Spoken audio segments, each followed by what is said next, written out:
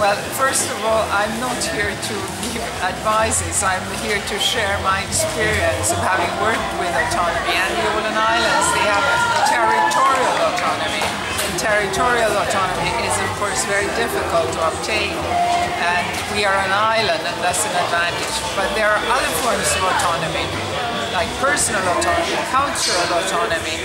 And I think the important thing is to see what you need and to have an international understanding for it, because I think that that is also a way of achieving your goals in your own country.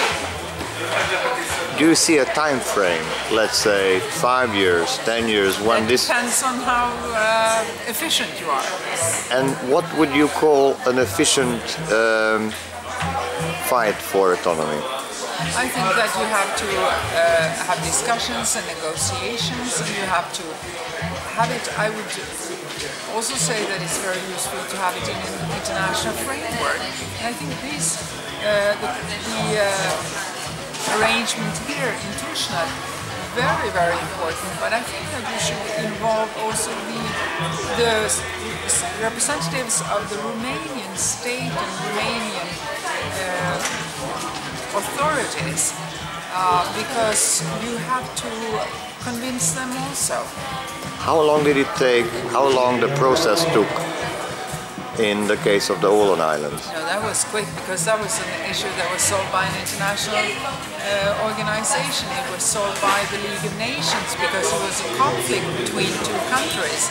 And when it's an international conflict, then it is of course easier to solve. Do you think now the United Nations can? No, I don't think. I think that, I mean, I worked for 3.5 years in the Balkans during the war, and if there is violence, then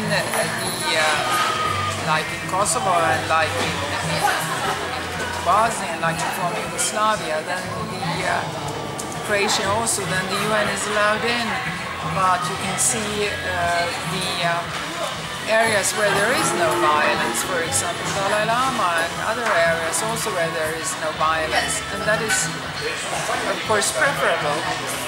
Then there is not very much interest in these organizations that are mainly focusing on, I say mainly because they're a good example where the United Nations have been involved in a preventive mission like in Macedonia.